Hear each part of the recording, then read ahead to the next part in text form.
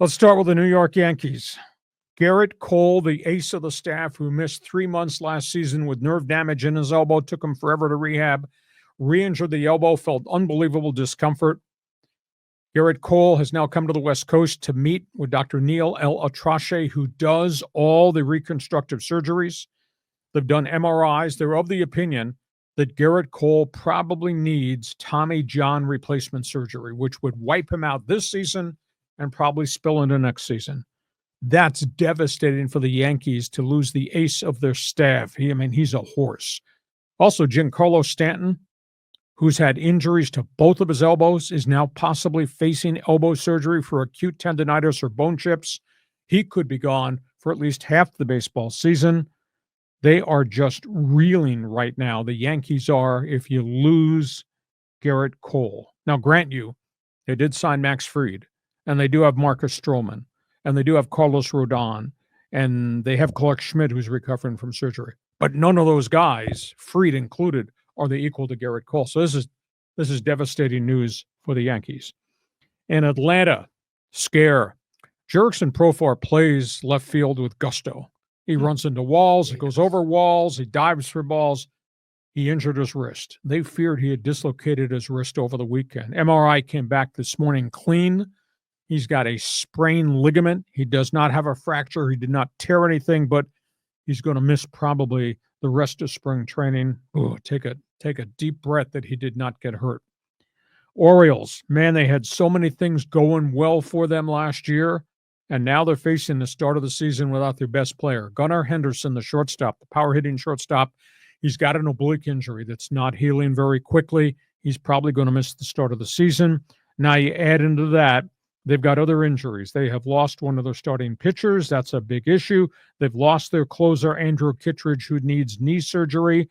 All of a sudden, the Orioles are just kind of staggering because they've lost their top everyday guy. They lost one of their frontline starting pitchers, and they lost one of their closers. So that's not good news there.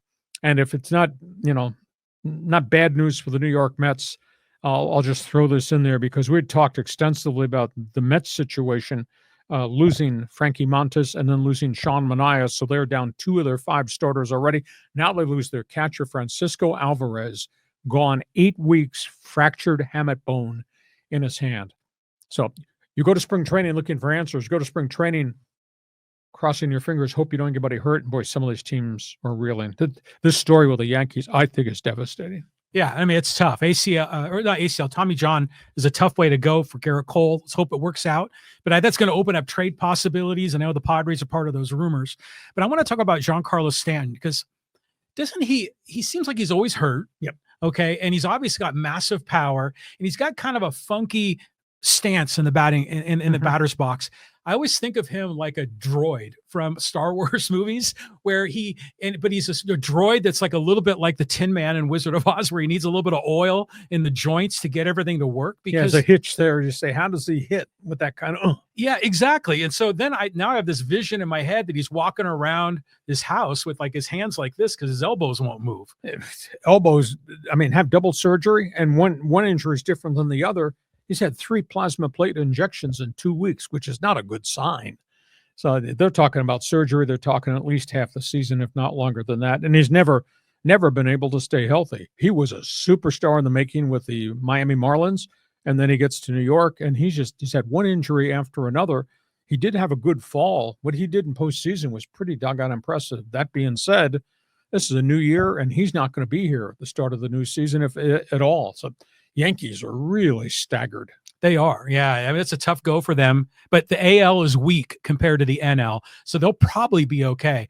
Profar's injury, did you see how he went for the ball? He seemed like he mistimed it. He kind of got out ahead of the ball, and then his hand had to come back, and that's why it buckled under. And he did that a lot with the Padres. He made some miraculous catches in left field, but I said, he's going to hurt his shoulder. He's going to hurt his wrist going down and having the glove catch and the full weight of his body snap on him. He never got hurt here, but he got hurt there.